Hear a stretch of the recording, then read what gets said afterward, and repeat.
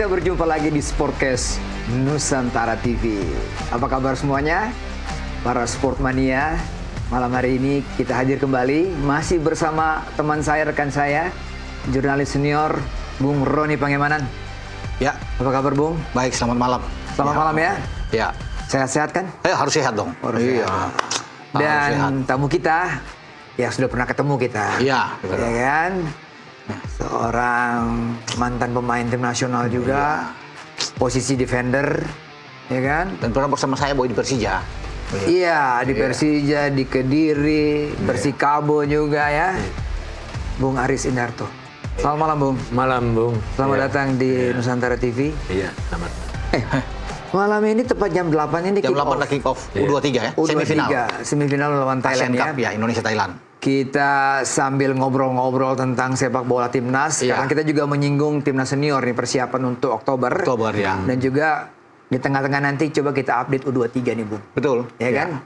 Tapi kita berharap anak-anak bermain habis-habisan ya. Iya. Bermain force benar-benar. Apalagi didukung. Saya yakin nih Bung Ropan. Iya. Kalau kemarin kita nonton di sana waktu lawan Malaysia 27.000 penonton. Iya. Sekarang bisa bertambah. Akan berlipat ganda. Semifinal lawan Thailand. Thailand lagi kan. Bukan main. Oke. Nah, Bung Aris sendiri kan sebenarnya pernah di U23 juga kan. Iya. Tahun kalau nggak salah saya baca itu 1965 ya. Iya. Pernah di U23. Jadi merasakan bagaimana umur-umur yang sangat krusial di situ ya. Iya, betul. Untuk naik ke jenjang yang lebih senior. Di situ pentingnya U23. Iya.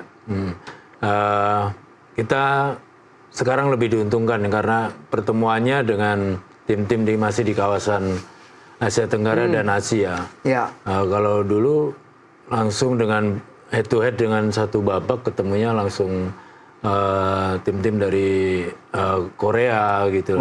Iya, sangat-sangat berat dulu. Sekarang lebih diuntungkan. Oke, kita support lah. Ya, U23 Garuda Muda melawan Thailand. Semoga ke final lah. Semoga ke final. Nah, Bung Ropan, sebelum kita dengar update dari rekan kita juga nanti ada di sana, ya kan? Saya mau menyinggung soal update terbaru mengenai timnas menjelang putaran keempat ini. Iya. Tiba-tiba ada perubahan waktu. Wah, ini yang cukup menyegarkan ya. Ketika melawan Irak nanti. Iya. Di tanggal 11. Irak tanggal 11. Tanggal 11. Yang tadinya jam 18 berubah menjadi jam 22. Berarti mundur 4 jam. Karena selisihnya kan 4 jam sebenarnya. Nah, ini gimana Bung Ropan? Menguntungkan buat kita? Iya, untuk ini hanya soal recovery saja, ya, untuk bisa pemain kita. Dan itu ada surat dari PSSI dan kemarin kan Pak Erik sudah menjelaskan di depan media banyak bahwa mereka mengusulkan soal waktunya kalau boleh digeser lagi. Digeser. Ya, diundur jangan di 18. Jadi kalau main 18 di waktu sana, di sini jam 22 di Indonesia. 4 jam kan ke sana kan, tapi selisih. Kalau jadi jam segitu, tapi karena ini untuk membuat pemain kita lebih recovery lebih ini dianggap diminta lah sama PSSI kalau boleh diundurkan ke jam 22 dan itu disepakati disetujui oleh AFC. Makanya kemarin PSSI mengucapkan terima kasih banyak atas usulan surat itu sehingga perubahan jam tayang masih di tanggal yang sama. Tanggal yang sama.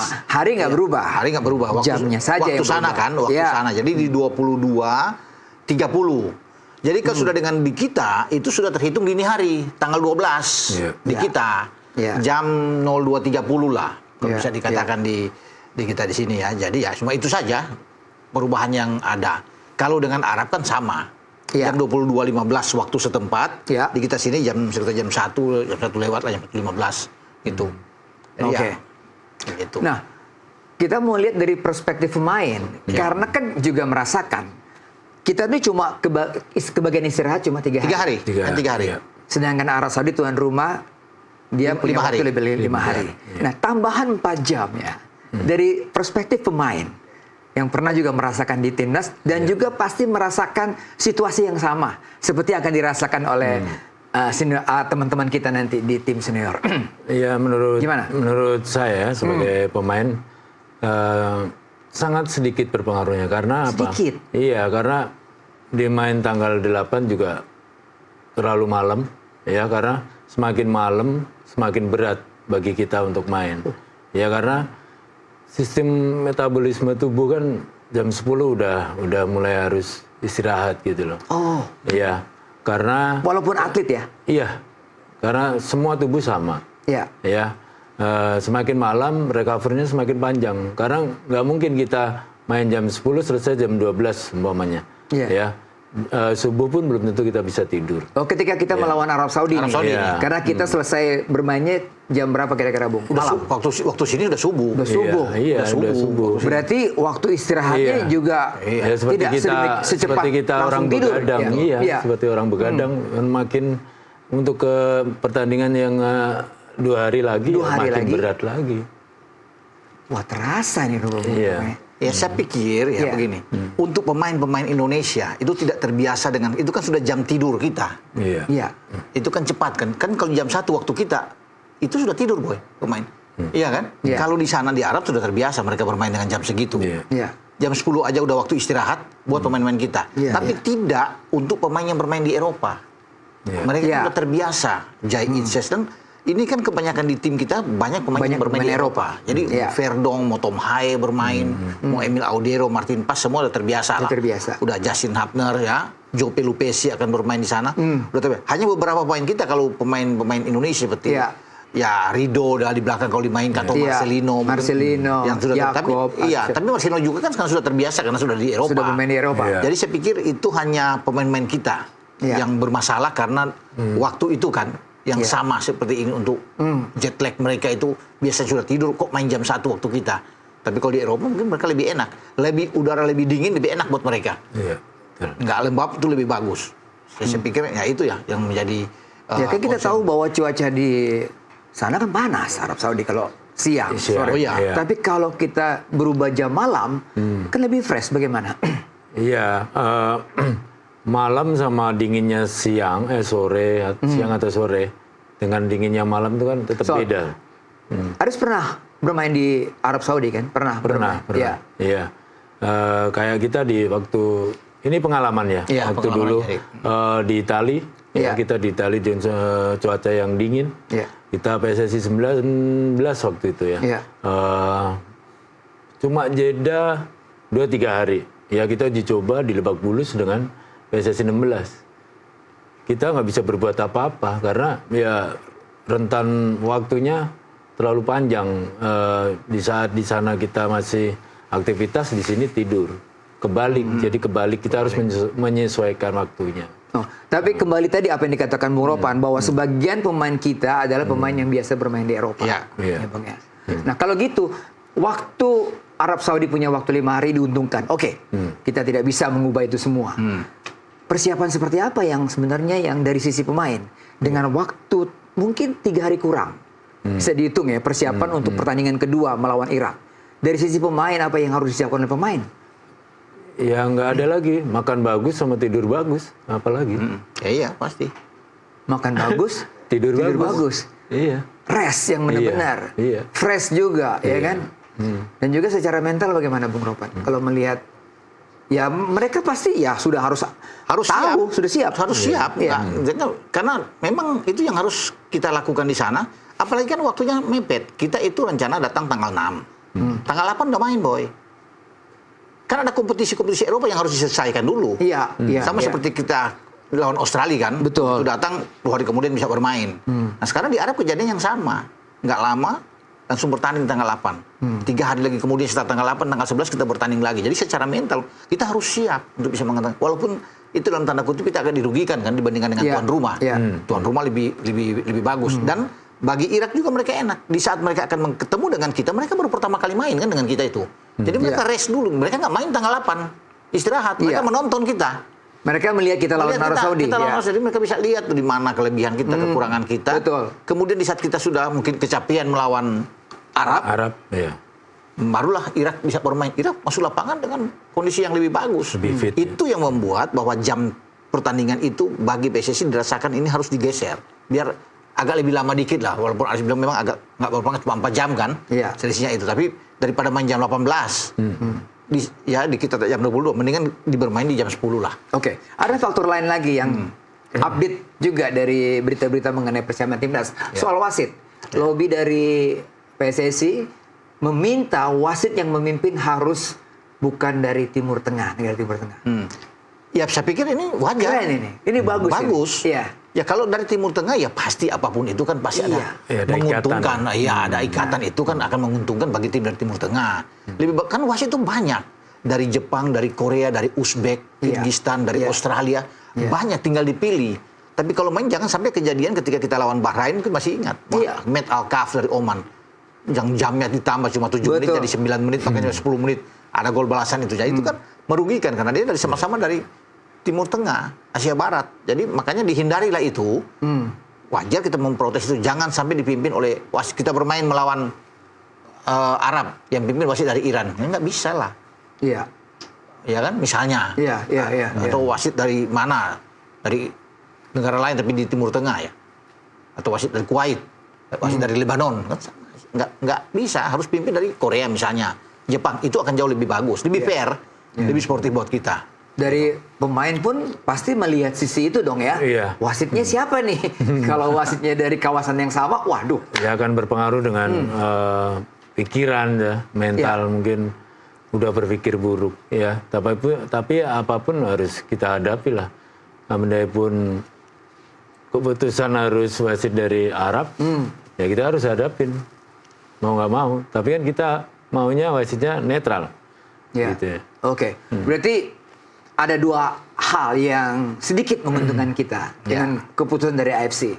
Perubahan jam yang berubah. Dan wasitnya. Dan juga wasit bukan dari Timur Tengah. Betul. Nah, soal internal kita, Bung Ropan. Ya. Problem striker kita yang sampai sekarang belum ada nih. Pengganti Ole. Kita tahu Ole cedera. Gimana, Bung?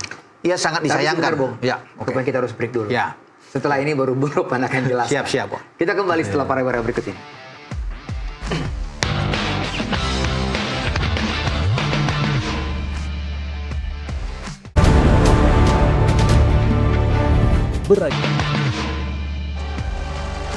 Anda masih di Sportcast Nusantara TV. Gimana Bung Ropan? Pertanyaan saya tadi. Ya, memang sangat disayangkan kita tanpa Ole ya. Karena ini pemain yang salah satu juga yang menjadi favorit di AFC untuk nantinya ada 12 pemain. Yang nantinya akan dipilih di AFC untuk bawa kualifikasi. Ole masuk mewakili Indonesia. Karena 3 gol yang dia buat kan. Semenjak dia melakukan debut kita lawan Australia dan lawan Bahrain, Cina juga dia bisa membuat gol. Jadi dia cedera. Dan memang ini pukulan buat kita. Kalau bicara cedera. Retak di pergelangan kaki kanan itu. Padahal dia akan menjadi ujung tombak kita, walaupun dia memang bukan pemain nomor 9 kan, nomor 10 kalau bisa dikatakan. Tapi dengan dia ada, itu jauh lebih bagus dibandingkan dengan head to head dengan Rafael Struijk yang sebelumnya dipakai oleh STY kan, tidak tergantikan. Tapi ketika Ole masuk, dia sudah membuktikan bahwa memang level dia di atas Rafael, dan itu kan dia bermain di Oxford. Jadi sekarang kalau untuk menggantikan, tentunya pemain yang hampir sama dengan kualitasnya Ole, itu yang sedang dicari oleh PSSI sejauh ini. Karena kita perlu, ini Oktober itu hitungannya dua bulan lebih lah itu bisa bersama. Karena kita tidak boleh punya harapan misalnya Ole cepat sembuh ya. Kita berharap memang dia cepat sembuh, tapi kan untuk bermain pemulihan kan butuh waktu. Recovery-nya kan butuh waktu. Ya, kita masih walaupun dia seorang atlet ya. Iya. Dan ya dia udah katakan kan bahwa saya akan berusaha, akan berjuang untuk bisa cepat sembuh. Oke. Ya itu menjadi harapan semua orang, doa kita bahwa dia lekas sembuh. Tetapi untuk bisa bermain kan Patrick Kluivert juga sudah jawab, berat, susah. Oke, Bung. Berarti yang sedang diproses dan nama sudah masuk ke DPR adalah Mario Zylstra. Ya, Mauro Usia Zylstra. masih 22 tahun. Berarti dia sebenarnya juga bisa main di U23. Iya kan? Ada 2 nama yang Pak Erik masih simpan namanya itu. Betul. Proses sedang berjalan. Ya. Gimana? Jadi memang Mauro Zylstra yang sementara sekarang dari Kemenpora kan sudah ke Kemenkumham, sudah di pemerintahan, nanti akan dibahas, diusulkan ke DPR RI. Ya. Tapi sementara proses dia berlangsung, ada 2 yang OTW masuk, sudah dibicarakan, sudah pembicaraan, sudah sifatnya sudah oke. Cuma tentunya yang ditunggu sekarang adalah kelengkapan dari dokumen, surat-surat dari kedua pemain itu kalau sudah ada, makanya itu akan diumumkan oleh Pak Erik. Tapi sementara ini belum. Nah, yang menjadi kabar baik buat kita, bahwa itu akan berproses di bulan Agustus. Jadi Agustus. Berarti bulan depan ya? Sudah kan Agustus, sudah minggu depan sudah masuk Agustus kan. Jadi itu akan cepat, akan digeber surat-surat kalau sudah masuk, akan diumumkan dan beriringan dengan Mauro. Ya, Mauro sudah jalan sekarang. Namun akan menunggu 2 ini. Jadi sama-sama nantinya di pengambilan sumpah itu 3-3-nya akan masuk. Jadi langsung serentak 3-3. Jadi jangan satu, jadi akan makan waktunya kan satu masuk, tunggu 2 lagi. Jadi sementara bareng untuk pengambilan semua itu akan bareng sama-sama. Dan itu bagus. Jadi bukan tidak mungkin nantinya di September siapa tahu. Ya udah bisa. Kita udah punya 3. Ya, kita punya 3. Punya 3. Tetapi kan intinya target kita adalah di Oktober. Di putaran keempat pra Piala Dunia zona Asia kan. Itu yang menjadi kuncinya. Jadi semoga ini semua berjalan dengan cepat. Tapi saya yakin kalau PSSI mau untuk cepat 1 bulan itu selesai. Ya isya saya 1 bulan. 1 bulan sudah selesai. Ya, jadi untuk di Oktober mereka bisa tersedia. Karena kita perlu. Kita perlu untuk ada di lini depan. Ini menarik nih, walaupun Pak Erik belum nyebut namanya kan, waduh, di netizen, di semua pengamat pun sudah coba-coba melirik nama-nama seperti tadi apa, Dean Zanaberger, Milian Yonatan. Ada satu nama lagi baru nih, Bung, Tis Dalinga, striker Genoa. Wah, Italia. Iya. Cuma kan belum bisa di ini. Pak Erik tetap bilang tunggu saja. Walaupun sudah banyak beredar nama-nama ini lah. Terakhir Adrian Wibowo lah masuk ya untuk bisa dipanggil untuk masuk di depan, tetapi kan kita menunggu saja. Ya, mereka minta tolong di-spill, nggak bisa, karena yang itu menjadi wewenang tuh ranahnya bagi PSSI, Pak Erik yang bisa saja apa yang dikatakan Om Boy tadi itu dia salah satu ada di situ, bahkan dua-dua bisa ada di situ. Cuma kan kita menunggu keputusan yang resmi kan, pengumuman resmi itu yang harus. Tadi kan kita belum punya striker nomor 9. Makanya nama Dean Zanaberger ini tiba-tiba naik ke atas. Sekarang memang dia striker nomor 9. Ada 2 kan, kalau bicara dengan striker nomor 9, Mauro Silstra, itu nomor 9 memang. Nomor 9 juga. Yang diplot di U23. Ya, kemudian dia menjadi pelapis bagi Ole. Satu lagi Dean Zanaberger itu. Kalau memang nomor 9 benar-benar kan. Kalau bicara dengan Miliano Yonatans itu kan dia bisa bermain di flank. Bung Ropan kan udah lihat nih videonya Zanaberger sama Silstra. Iya. Kalau selera Bung Ropan, siapa kira-kira yang lebih pas? Kalau mau main ya Dean Zanaberger oke. Dean Zanaberger bagus. Ya tidak mau untuk kemungkinan juga dengan Mauro Silstra. Walaupun secara kualitas mereka masih dibawa oleh Romani. Oh iya. Iya dong. Betul. Itu pasti kalau bicara dengan oleh Romani. Bung Aris, Ketum mengatakan bahwa lini belakang tidak ada masalah. Kita surplus. Ini pemain belakang. Makanya. Kira-kira Anda setuju dengan apa yang dikatakan oleh Ketum? Iya, menurut saya sih setuju ya, karena selama ini lini belakang memang paling aman lah, saya bilang. Lini belakang udah sangat solid, ya bahkan beberapa banyak kali pilihan ya? Iya, banyak pilihan, terus beberapa kali coba di otak-atik malah hasilnya kurang memuaskan. Tapi kalau dipasang secara memang Serido sama Edes ya, itu akan solid lah gitu lah. Oke. Jadi Bung Aris lebih suka sebagai pemain belakang, selera dia karena dia juga pemain belakang adalah duet Rido sama Itses.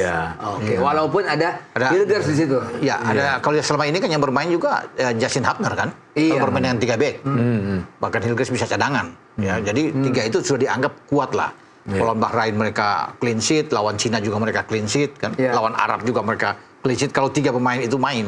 Rido, Itses dengan Justin Hapner. Jadi saya pikir wajar kalau Ketum bisa mengatakan bahwa sementara belakangnya aman.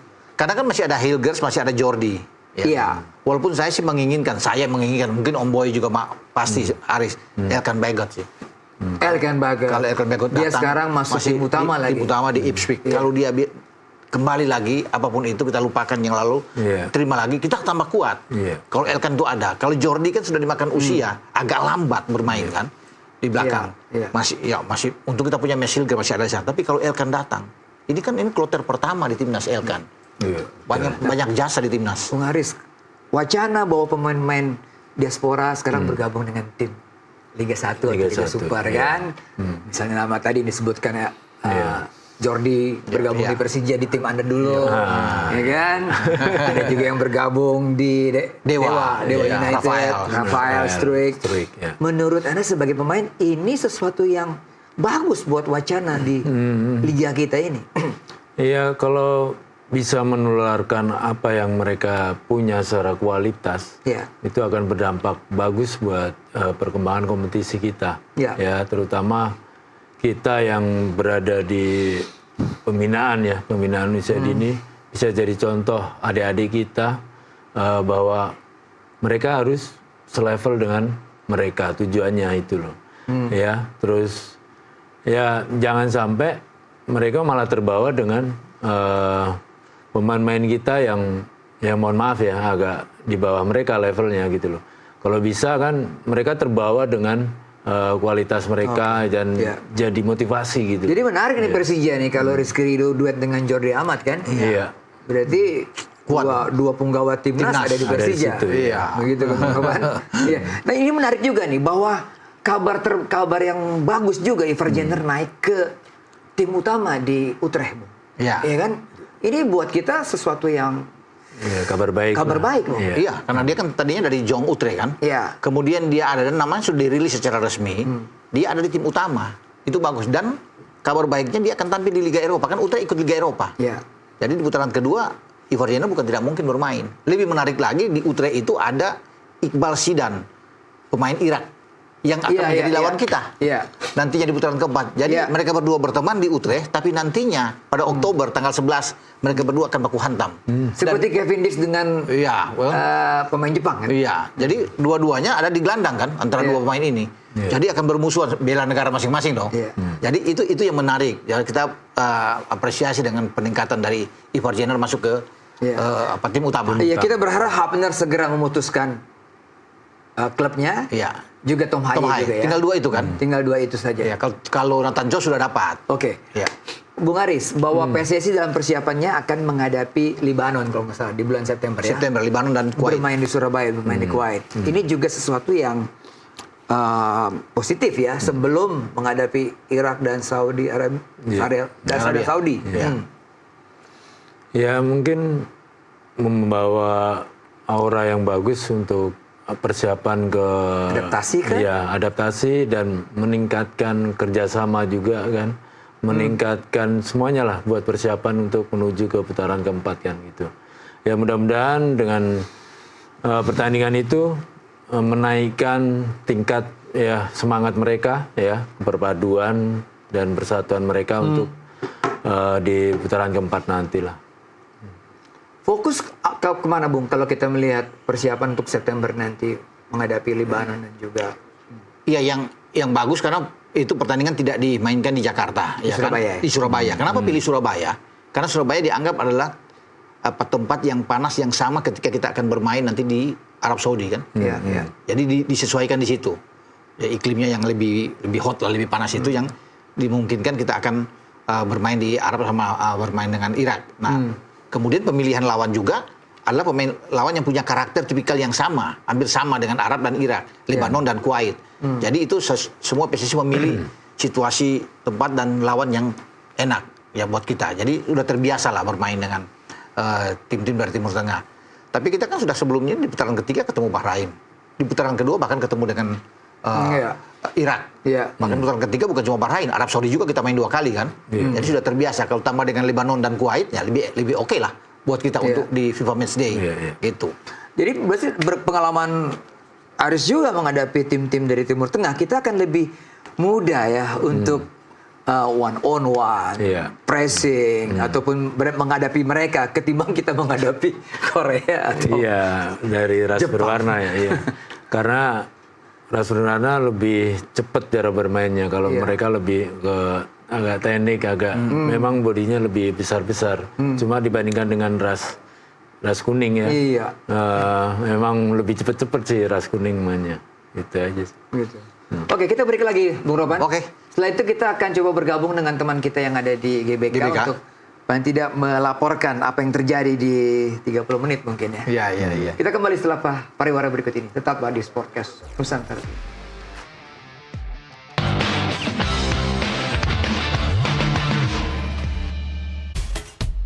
Pemirsa, informasi happening minggu. Ada di Sportcast Nusantara TV, Bung Ropan dan Bung Aris. Kita coba membahas sedikit U23, walaupun kita tidak nonton langsung. Paling tidak babak pertama ini katanya masih 0-0. Iya, kabar terakhir 0-0. Iya kan, ada perubahan lagi yang dilakukan oleh Van der Berg. Memang kita punya masalah absennya 4 pemain ya. Iya. Tony nggak main. Iya. Arkan Fikri juga nggak main. Kalau Tony kan nggak ada di bench sama sekali. Arkan Fikri ada tapi ada di bench. Tapi ada di ini. Belum 100% dilihat. Padahal ini kan pemain kunci. Kalau kita dengan Arkan saya kira lebih aman, apalagi kalau ada Tony kan. Betul. Karena ini kan 3 gelandang bersama dengan Robbie Darwish yang dipakai sejak awal kan. Iya. Ya kemudian dua-duanya cedera. Nah, terakhir Tony dengan lawan Malaysia terakhir. Jadi saya pikir sangat berpengaruh memang dalam tim, dan itu terlihat lawan Malaysia kan ketika tidak ada Arkan di tengah itu greget nggak ada, apalagi Tony keluar. Nggak ada yang bisa megang bola, yang ngatur, yang berani merebut bola. Jadi perlu itu. Nah ini berjuang keras buat tim kita dengan 2 gelandang terbaik kita yang nggak ada, pasti Raihan Hanan. Ya, sekarang yang bertumpu pada Raihan. Karena Robbie Darwish itu kan lebih bertahan. Raihan itu anak Persija, gitu kan, anaknya teman kita, ya, Haris Buri. Nah, Raihan Hanan yang dia kan lebih tipikal attack dibandingkan dengan Robbie Darwish yang lebih bertahan. Teman yang akan dipasang di situ yang sesuai dengan di line up yang ada di starting 11 adalah Dominikus Dion. Yang ada di sana. Jadi kita berharap Dion bisa menunjukkan kepercayaan diberikan oleh Van den Berg menghadapi Thailand ini, ditunjukkan yang terbaik untuk bisa mengisi posisi di tengah, ya, kekosongan di tengah. Jadi ada beberapa perubahan memang. Dion masuk, kemudian Detan itu yang tampil kurang begitu oke lawan Malaysia diistirahatkan juga sekarang, iya kan? Ya kita tunggu aja. Dion ada di kanan, di kiri itu Arjuna. Ada Frankie Misa juga. Frankie Misa Dion bisa berpindah ke kanan kan. Frankie Misa bermain di 3 gelandang karena lebih bertahan. Ada Doni juga di belakang. Jadi Doni bermain dengan 4 back flat itu kan. Ada Kadek, Ariel, Kakang. Bung Haris, waktu kita nonton pertandingan melawan Brunei, kita udah senang nih. Wah, Ferrari main nih. Satu lagi, anaknya Schumann siapa? Iya, Brandon main. Tiba-tiba berubah. Kadek dan juga siapa? Si Kakang main. Kalau Anda melihatnya perubahan ini ya memang hak dari pelatih ya. Tapi memang efektif pasangan yang terbaru sekarang ini. Ya, kalau efektif atau enggak memang lebih efektif sih. Lebih efektif ya? Cuma kan pelatih juga punya pandangan bahwa peningkatan perform atau penurunan pasti ada penilaiannya juga gitu loh. Dan mungkin ini yang terbaik bagi pelatih ya. Secara kita lihat juga lebih solid sih saya bilang. Oke. Nah, Bung Ropan, Bung Haris, kita coba menghubungi jurnalis dari Nusantara TV, Bung Hasbi, yang sekarang ada di GBK. Paling tidak memberikan gambaran bagaimana suasana GBK karena pertandingan ini semifinal melawan Thailand. Iya. Bung Hasbi, selamat malam. Bung Hasbi, dengar suara kami? Ya, selamat malam, Bung Boy. Oke. Nah, kita mau Bung Hasbi gambarkan bagaimana suasana. Ya, mendengar dengan jelas. Suasana di GBK sebelum dan saat ini di tengah-tengah pertandingan. Silakan Bung Hasbi.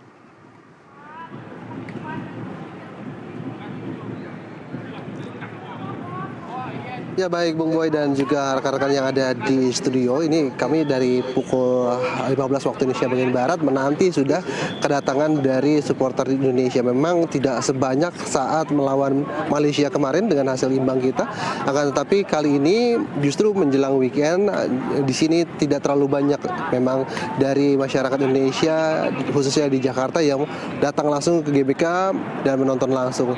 Tadi pada pukul 8 waktu Indonesia bagian Barat juga sudah berangsur-angsur masuk begitu. Sayup-sayup supporter saat ini juga sudah terdengar dengan jelas di dalam. Tapi dari pukul 7 ke pukul 8 baru tadi intensitasnya cukup tinggi yang melewati gerbang G ini. Dan kami tidak bisa ini menyaksikan secara langsung ke dalam.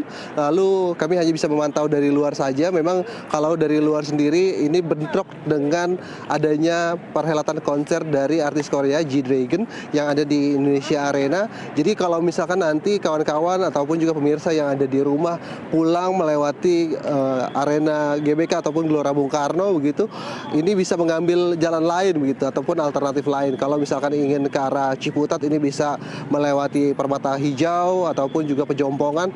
Kalau memang ke arah Selipi juga ini juga bisa mengambil alternatif lain karena memang nantinya akan keluar secara bersamaan. Konser G-Dragon mulai pada pukul 8, sementara di GBK juga mulai tadi pada pukul 8 malam waktu Indonesia bagian Barat. Nah, terus kemudian yang bisa kami informasikan juga pengamanan ini diketatkan oleh pihak kepolisian, khususnya oleh Polsek Tanah Abang yang bekerja sama dengan Polres Jakarta Pusat begitu. Di sini tadi ada sekitar 781 anggota kepolisian yang bergabung dengan TNI, lalu juga ada beberapa steward yang berjaga di tiap pintu GBK. Karena kemarin disayangkan memang ketika ketika melawan Malaysia ada beberapa supporter yang tidak memiliki tiket ini memaksa masuk. Nah, ini tentu akan menjadi konsentrasi khususnya di ring 1 karena memang ada perbaikan begitu di ring 1. Jadi kalau tidak ada ID, tidak ada tiket ataupun juga tidak ada sangkut pautnya dengan pertandingan yang ada di dalam antara Indonesia dan juga Thailand, maka tentu akan langsung dihambat atau tidak bisa masuk. Nah, ini juga ada beberapa hal juga terkait dengan tiket. Ini sistemnya sudah digital begitu. Jadi kalau misalkan tiket nanti langsung di-scan oleh barcode, baru penonton ini bisa masuk. Ada beberapa lapis penjagaan di sini. Pertama di ring 1 di area ring road tepat di belakang saya, lalu kemudian di ruang ring 2 tempat saya melaporkan ini juga dijaga oleh kepolisian. Lalu di ring 3 itu adalah di luar kompleks Gelora Bung Karno, nantinya lalu lintas itu diatur juga oleh aparat kepolisian. Lalu kemudian tentu kita nih berharap Indonesia saat ini masih skornya 0-0. Kemudian tadi ada pertandingan juga antara Filipina melawan Vietnam, dengan Vietnam unggul 2-1, artinya Vietnam menunggu di final, sementara itu Filipina ada di peringkat berputar peringkat ketiga, juga akan bermain pada hari Senin, sedangkan final di hari Selasa. Kita juga akan berharap pasti Indonesia akan bermain di hari Selasa di final bersama Vietnam di Gelora Bung Karno. Oke. Baik, terima kasih laporannya Hasbi langsung dari GBK. Kita kembali ke Bung Ropan dan Aris. Nah, tadi soal pemain belakang tadi, Anda melihat Kadek lebih mature, lebih tenang, lebih taktis bermainnya? Kalau saya lihat, ya memang dia komplit gitu. Dia komplit? Iya, tenang, terus baca bolanya, terus leadernya di belakang, itu semua komplit di Kadek ada semuanya. Iya. Bung Ropan melihat lini belakang kita tadi, Bung Kadek cocok untuk berduet dengan Kakang ya? Iya, kan ada pergantian di sana dari Brandon Ferrari, kemudian masuk dengan Kadek dan Kakang. Kalau Kadek kan ini sudah terbiasa bermain di Liga 1 juga bersama dengan Bali United. Kakang juga beberapa kali pasang di Persib Bandung. Jadi saya pikir ini adalah kombinasi yang sangat bagus yang dipilih oleh pelatih Gerald Van den Berg. Dan itu kan terlihat lawan Filipina dan lawan Malaysia. Dua-duanya bermain dengan baik, kecuali di posisi flank, ya tidak tergantikan dengan Donny Tree. Ya, kemudian di kanan ada pergantian, ada dua yang bersaing di antara Ahmad Maulana dan Buffon, Alrezi Buffon. Tapi saya lebih menyukai mungkin dengan penampilan Ahmad Maulana yang sangat baik kemarin menggantikan Buffon lawan Malaysia di babak kedua, dan dia tampil oke. Dan pada hari ini juga Ahmad Maulana dimainkan oleh Van den Berg. Itu kelihatan bahwa sudah terlihat dengan jelas back four itu dimainkan oleh Donny, Ahmad Maulana, Kadek, dan Kakang. Empat yang ada di sini. Kecuali kan yang kita bahas tadi perubahan di tengah dengan Tony tidak ada bersama dengan Arkan Fikri. Yang membuat Frankie Misa yang belum pernah bermain sebagai starter ini dimainkan sejak awal untuk menampingi Rayhan Hanan di saat di tengah dan Robbie Darwish. Kemudian Dion Dominikus bermain di kanan, Arjuna bermain di kiri, dan Raven yang ada di depan. Nah, kita sampai pertandingan sebelum nonton kita clean sheet, Bung ya? Iya.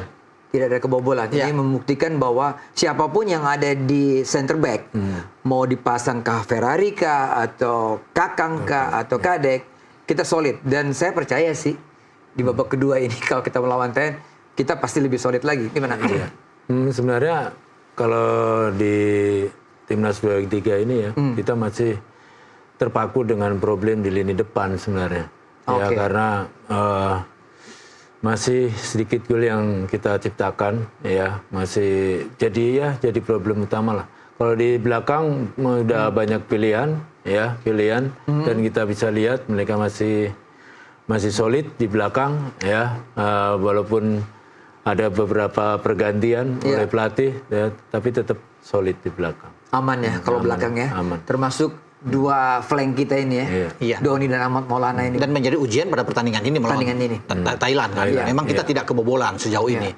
Ya, tapi sekarang menguji apakah lini belakang kita memang solid benar-benar untuk menghadapi Thailand. Kalau kita bisa menang dengan clean sheet, nggak usah perlu banyak-banyak 1-0 saja. 1-0 ini kita nggak perlu banyak, menang aja 1-0 bagus untuk belakang kita. Mereka akan terus dipertahankan. Tapi ya betul Aris bilang bahwa di lini depan yang menjadi masalah. Penyelesaian akhir itu yang selalu menjadi masalah buat kita. Karena dua laga terakhir kita mandul, tidak bisa membuat gol. Oke, lawan Filipina kita menang, tapi itu kan gol bunuh diri, buat. Tidak ada gol. Peluang banyak dari semua aspek statistik kita unggul. Ball position kita unggul. Tetapi akhirnya kita tidak bisa mencetak gol. Yang orang ingin nikmati, yang ingin lihat adalah bukan soal ball position lo unggul, tapi bagaimana memenangkan pertandingan dengan membuat gol. Itu tujuan utama dari permainan kan. Betul. Percuma kita bermain dengan penguasaan bola yang tinggi tapi bola balik terus ke belakang, balik ke belakang tidak seperti ada. yang kita lihat. Iya, Pertandingan kreativitas di tengah juga tidak jalan dengan baik dan akhirnya bermain 0-0 termasuk dalam pertandingan melawan Malaysia. Nah, Bung Ropan, tim Thailand ini 3 pemain inti, 3 pemain pilar utamanya bermain nih. Termasuk striker mereka yang tingginya yang jangkung itu yang tinggi. 185 180. Bung Haris tinggi berapa? 176. 176. Dia lebih tinggi. Pemain Thailand itu lebih tinggi. Umurnya masih 22 tahun. Namanya adalah Yotsakon Gurapak. Gurapak ya. Lalu mereka punya back juga yang cukup taktis bermain, Sita Bonla. Wah, ini menghadapi pemain-pemain yang striker tinggi seperti begini, ini buat Kakang, buat Kadek bagaimana nih? Babak kedua lagi bermain nih. Ya kalau antisipasi seperti antisipasi dari bola atas sih jangan sampai mereka dikasih ruang untuk start untuk jumping. Start untuk jumping? Iya, harus ditempel terus. Karena dia akan naik, kita ganggu gitu. Jangan sampai dia punya kelulusan untuk jumping, pasti kita kalah. Gitu. Oh, oke. Jadi timing jumping itu jangan sampai dia lebih dulu. Iya, kalau bisa diduluin biar dia gak bisa naik. Oke. Gitu. Jadi begini, menghadapi pemain jangkung, tipikal pemain jangkung, tentunya bagaimana hebatnya dua sisi flank kita. Ya. Iya. Donitri ya. dan Ahmad Maulana untuk bisa menempel sisi flank lawan sehingga tidak ada bola-bola crossing kan, angkat-angkat bola. Nah kalau mereka sejauh ini mereka tutup akan sulit bagi pemain Gurapak untuk bisa naik karena nggak ada supply bola dengan bola-bola crossing. Itu yang paling penting adalah dua back sayap kita yang harus ketat untuk bisa jangan sampai bola naik ke kotak penalti. Tapi saya pikir kalau kan Kadek sudah terbiasa bermain di Liga 1 dengan pemain-pemain Brasil yang jangkung yang lebih kekar, apalagi tadi yang Bung Haris bilang timingnya. Begitu naik jangan sampai dia duluan gitu kan. Mereka sudah terbiasa bermain dari segi pengalaman, jam bermain itu bagus, itu yang menguntungkan bagi pemain yang banyak dapat jam bermain di klub kan. Ya, Kakang juga jangankan Gurapak ya. Ganarso aja nggak bisa masuk sama dia. Mati waktu pertandingan kemarin kan dia dipilih salah satu untuk di ASEAN Kakang Rudianto. Jadi dia head to head dengan Ganarso tuh pemain tim nasional Argentina, Boy. Sulit dilewati ya. Sulit dilewati. Sulit naik ke atas karena Kakang bermain dengan sangat baik. Ya semoga mungkin nanti bagus dia bermain. Akan sedikit kita lihat pasti di lini tengahnya gimana gitu. Nah, karena itu dia. Beberapa pemain inti kita nggak main. Ada, Kalau kita lihat kemarin lawan Malaysia berhadapan dengan striker bulenya. Iya. Firgustine. Kakang nggak lewat. Iya. Jadi terbiasa ya. Emang udah matang ya. Memang udah terlatih, teruji jam terbang di kompetisi. menentukan lah. Jam terbang menentukan. Ini ngomong back nih.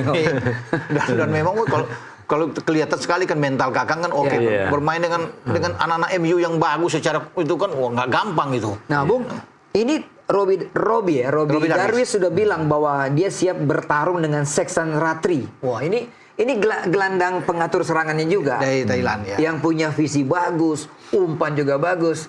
Apakah juga terbukti nanti Robi bisa mematikan itu menjadi bagian dia kan, gelandang Thailand yang Om Boy bilang tadi itu gelandang serang mereka. Jadi harus dihadapi dengan gelandang bertahan kita kan. Itu akan head to head. Itu di Robi ya. Nah, gelandang bertahan kita itu yang kuat Robi Darwis. Dia berdiri di depan Kakang dan Kadek. Nah, dia yang nantinya akan menghandle untuk bisa mematikan sebelum bola masuk ke kotak penalti. Itu tugas dari Robi. Makanya dia bilang dia sangat siap untuk bermain. Dan dia kan pemain paling stabil sejauh ini. Tidak tergantikan kalau di tengah kan. Makanya itu Alif bilang tadi, selain Robi siapa yang akan nantinya? Harus kuat juga Frankie Misa dan Ryan Hanan ini harus membantu dia dengan nggak mungkin dia kerja sendirian. Jangan dia kerja sendiri, bahkan akan repot juga. Apalagi dia ingin menahan gelandang terbaik, satu gelandang terbaik, gelandang muda dari Thailand. Ya semoga dia bisa menjalankan tugas hari ini dengan baik. Ini Bung Roper yakin banget bahwa Raven akan cetak gol nih babak kedua ini. Semoga dia bisa membuat gol, Raven. Kan dia bisa cetak gol karena ada pasokan support dari pasokan. Tapi kita break dulu, Bung Ropan, Bung Haris. Kita kembali setelah pariwara berikut ini di segmen keempat.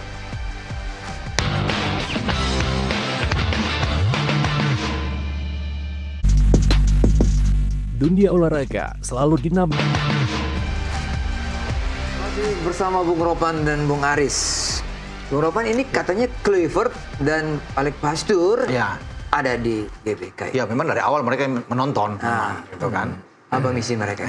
Ya melihat pemain-pemain siapa tahu ada di U23 ini yang bisa mereka ambil nantinya, mereka lihat untuk bisa ke FIFA Match Day ya atau ke putaran keempat Oktober kan bisa dilihat.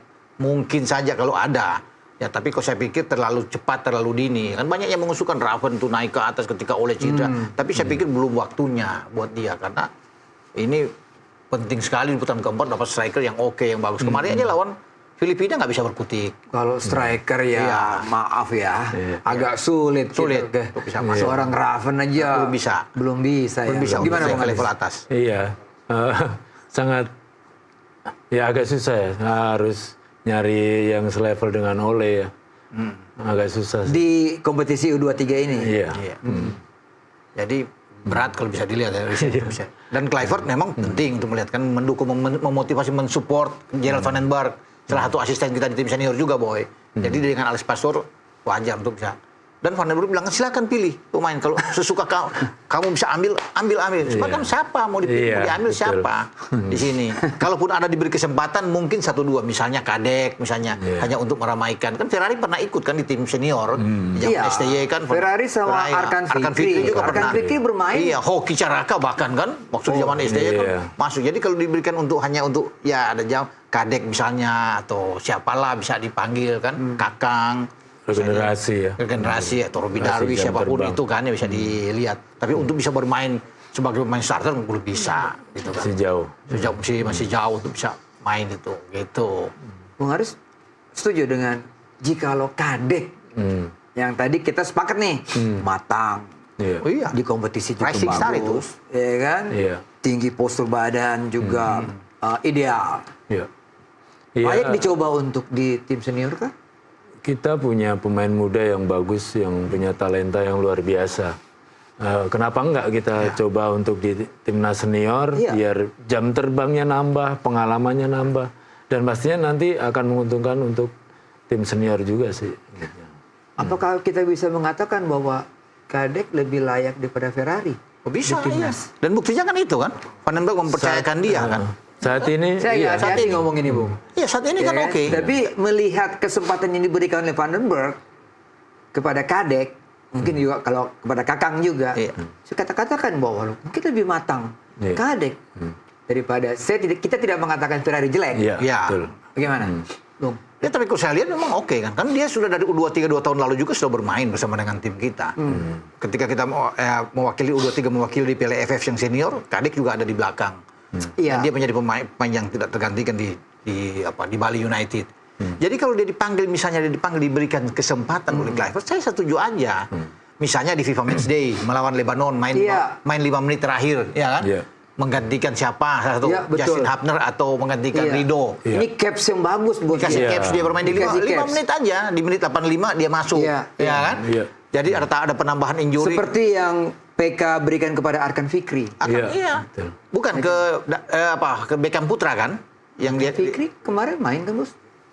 Bukan, di tim senior kan bicara. Tim senior ya.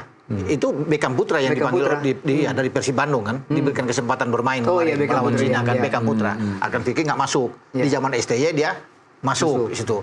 Jadi kalau Kadek sekarang bisa untuk main di belakang.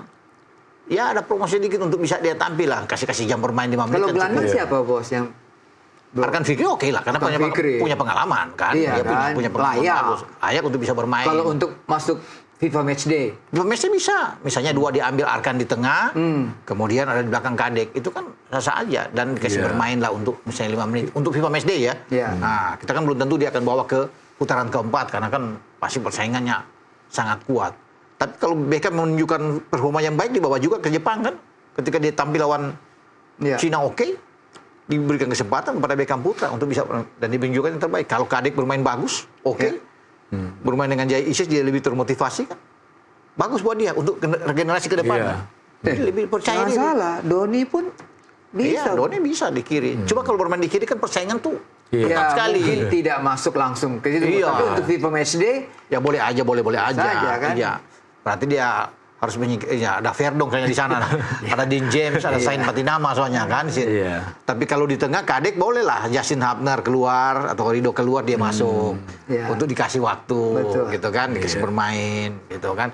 Tom Hai capek, Arkan Fikri masuk sedikit-sedikit gitu untuk bergantian kan, atau bergantian dengan Kakak Riki misalnya gitu. Betul. Gitu. Kita masih menunggu nih, karena masih bertanding nih. Masih bertanding. Kalau sampai seri berarti langsung adu penalti kah atau ada perpanjangan Iya, waktu? ada perpanjangan mungkin itu yang kita akan tunggu, perpanjangan atau adu penalti. Repot juga kalau adu penalti kita, gimana? Ya lebih dak-dikduk lah. Karena ya bicara keberuntungan kalau udah adu penalti itu mental sama keberuntungan. Ya, dan itu yang kita hadapi kan di final 2 tahun lalu lawan Vietnam. Iya. Ketika 5 sama dengan Vietnam, semua masuk ini. Orang terakhir kita kan Hernando Ari. Mungkin dia capek karena dia bermain bagus di 2 kali 4-5 itu penalti dia gagal. Lawan Vietnam. Jadi ya itu namanya penalti itu kan harus betul-betul siap secara mental untuk bisa menendang itu. Apalagi kita sekarang nggak punya Arkan Fikri, nggak bisa bermain, Tony Firmansyah nggak bisa bermain, kan mereka kan bisa mengambil penalti. Tapi semua tergantung dari kalau Raven ditarik keluar misalnya, siapa lagi yang ambil penalti di belakang. Sulit untuk bisa menentukan 5 penembak pertama loh. Kita belum tahu ya siapa-siapa yang biasanya apakah Van den Broek, tapi Van den Broek tidak menyiapkan penendang penalti. Tidak menyiapkan penalti, berarti dia yakin. Ya, yakin. Berarti dia yakin bilang menang ya, iya, di dia bilang waktu begini. normal ya. Iya, dia bilang begini, tidak ada penalti, tidak ada permainan. Harus diselesaikan 90 menit. Itu kata Van den Broek melawan Thailand. Ya semoga. Makanya saya bilang semoga itu bisa kita aminkan. Semoga kita bisa menang. Ya, itu kan yang. Tapi kalau adu penalti pasti harus dicari siapa penembak. Kalau sudah pergantian 3-4 orang keluar yang penembak ya. Siapa yang mungkin Kadek bisa ambil penalti kan? Yakin Kadek. Raihan Hanan. Ya kan? Raven. Ya Raven. Kalau Raven masih ada di dalam. Kalau ditarik keluar dibawa kedua itu kan sudah bisa ambil. Doni Tri juga mungkin masih bisa. Doni. Ya kan kaki kirinya kan. Oke, kita tenangannya oke. Tenangan dia. Robi Darwis.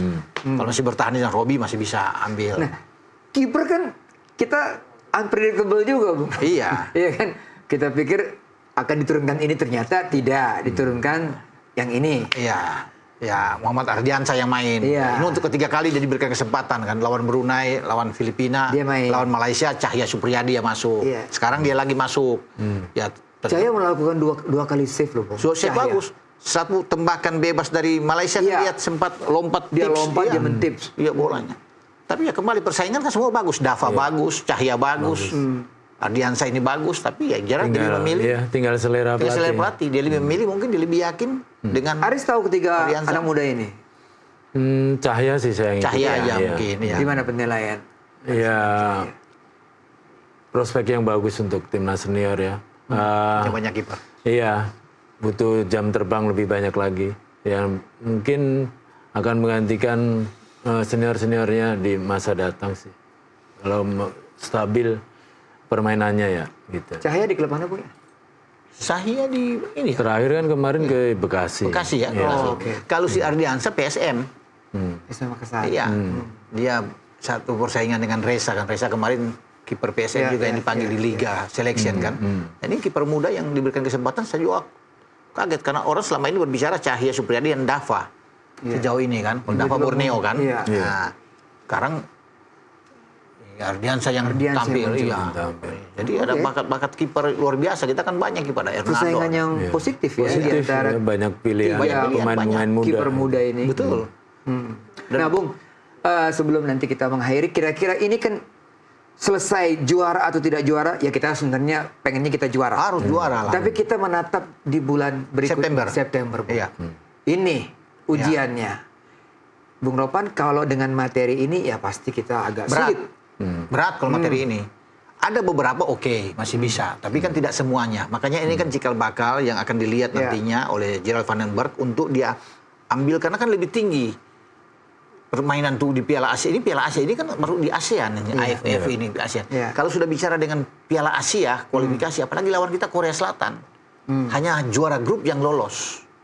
Walaupun dua lawan lain kan agak mudah buat kita. Ya kan Laos, Makau sama Laos kita bisa ambil, tapi Korea Selatan kita bisa menang. Yang tahun lalu itu di adu penalti melawan Korea kan. Waktu Ivar Jenner ada Marcelino.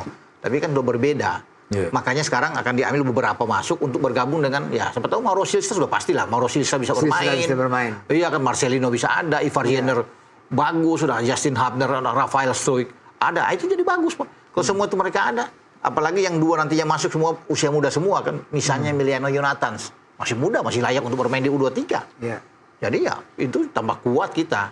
Ditambah dengan Donitri, Kadek, Kakang, Robi Darwis, Arkan Fikri kan itu tuh ya. Yang Lebih komplit, Raven ya lebih komplit. Ada 10 aja dari sini, 10 ditambah dengan mereka kan jadi kuat. Ya. Ya, jadi saya pikir ya. Aris kan pernah juga mengalami pra Piala Asia ya. Iya. Itu kan lebih besar, ya kan? Negara-negara yang ikut pun lebih kompetitif, lebih kompetitif ya kan? dan lebih luas gitu loh. Berbeda dengan di area Asia Tenggara yang lebih sepadan karena kultur juga hampir mirip. Kalau udah sampai ke Asia, waduh semuanya harus komplit di situ gitu loh. Jadi kalaupun nanti Zylstra sama Raven bisa jadi dua striker. Bisa dua dari depan, bisa aja kan bermain dengan pola lain kan, misalnya 4-4-2 dengan Zylstra dan Raven di depan kan bisa aja. Bisa kita lihat nantinya, tergantung materi yang ada. Tapi sangat mewah kok saya pikir. Di tengah kan kuat kita, ada Ivar, ada Marcelino. Itu oke. Jangan salah, di depan Raven bisa kalah, bisa Zylstra sama Rafael Struijk kan? Iya. Iya. Bisa. Raven akan masuk di babak kedua bisa saja. Di belakang ada Hapner ya? Ada Justin Hapner di belakang. Kalau Kadek masuk Kadek udah pasti kan. Kakang, Donitri kan. Itu kan pemain-pemainnya. Baik. Nah sabar juga kita melihat komposisi baru di U23 ini. Iya. Oke Bung Ropan, kita sudah 1 jam. Kita harus kembali ke ruangan untuk nonton. Ya. Terus bagaimana hasil Indonesia melawan Thailand. Terima kasih Bung Aris untuk kehadirannya. Terima kasih untuk kehadirannya Bung Ropan juga. Sampai jumpa.